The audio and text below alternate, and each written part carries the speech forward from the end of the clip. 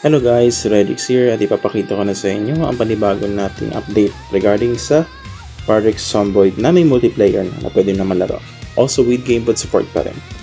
So, bago nyo install yung panibagong yung APK, mas maganda na lang siguro na i-update nyo na lang yung latest ninyo kung di-download nyo yung gamepad support dati. And yun, pares lang naman this year ng developer na i-update na lang mismo yung APK. So, anong gagawin dito? Click na tong Zomboid. So may nakita dito paano natin, wala pa rin siyang So ito yung luma pa rin nating file na Project Zomboid. So in-update ko lang kaysa i-delete ko yung APK kasi sayang naman din yung mods na download ko. So ang bago lang dito is yung plus sign, which is yung native libraries. So same method pa rin, set pa rin na ganito yung ko. So ang gagawin natin, paano mag-multiplayer? Madali lang. Una, punta kayo sa plus sign, sa name, palitan nyo multiplayer or change it multiplayer.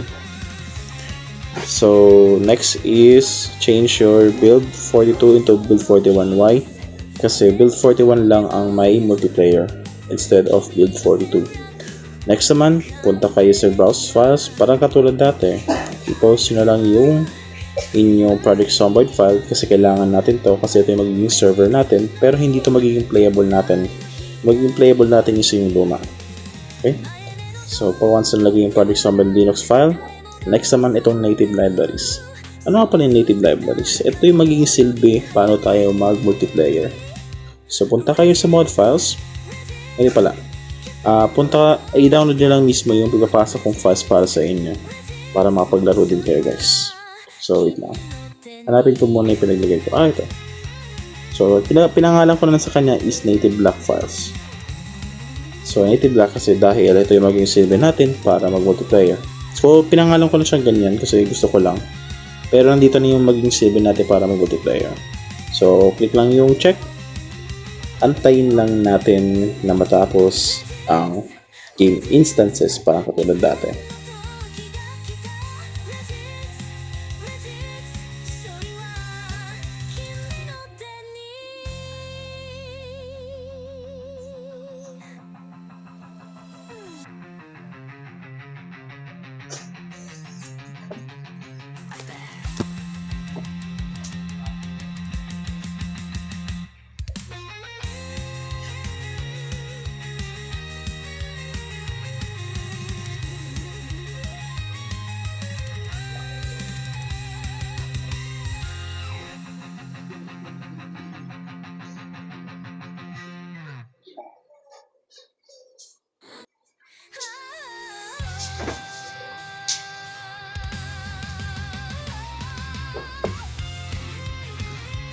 Okay, so tapos na yung installation natin ng Project Zomboid Multiplayer. So, tatlo naman is i-run nyo yung Project Zomboid Multiplayer ninyo. Pero hindi nyo ito i-run. I mean, hindi nyo ito yung magiging silbing gabay para maglaro ng multiplayer na ito. Dahil, hindi ito yung magiging main nyo para maglaro kayo. So, parang networking lang siya. Kung ano yung host, yan yung magiging gabay ninyo para maglaro kayo. Tapos, yung magiging, client ninyo, yun yung magiging gabay nyo para makapaglaro kayo. So, punta lang kayo, settings, accept lang yan. Then, dito, once na na-accept nyo na yun, sabay mag-quit kayo. So, why? Ba't kailangan natin mag-quit? Kasi nga, yun nga yung magiging server natin. If ever nakapag-experience kayo ng, let's say, networking, yun yung magiging server natin. So, nirun ko lang yung multiplayer, tapos punta tayo sa Project Zomboid. Kasi pag walang yung multiplayer, hindi magiging silbing run yung game. So, check natin if ever ma-run na siya na maayos.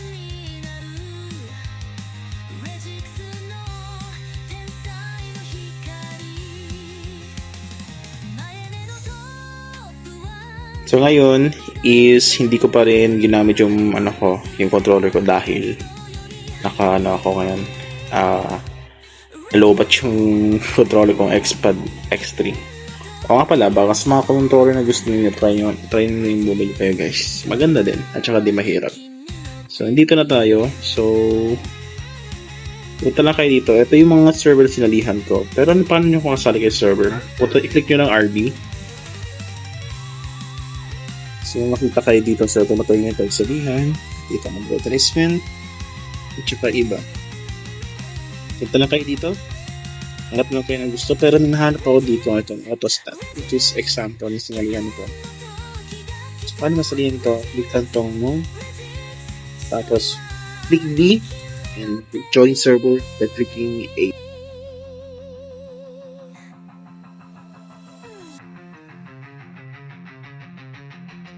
So yun, nakapagsali na tayo na loading luwan na ang ating game. So, unlike sa single player, is nakalagay lang there are end times, diba? Pero dito sa ating panibagong update, ay may malabas na mismo yung receiving map zone and receiving meta choice. If may na-experience kayo regarding sa let's say panibagong installer, let's say may buburahin kayo kasi may encounter kasi ako last time na may buburahin kayong instances, i-chat na lang sa sa dito sa comment section para mag-guide ko kayo kung paano nyo i-delete ang inyong needed para sa ating Project Zomboid. Kasi may mga times kasi na kailangan yung i-delete yung, let's say for example, Vector 2 at saka yung Rain Blood Decals. And yung reason paano natin ma-receive ang ating game into proper gameplay.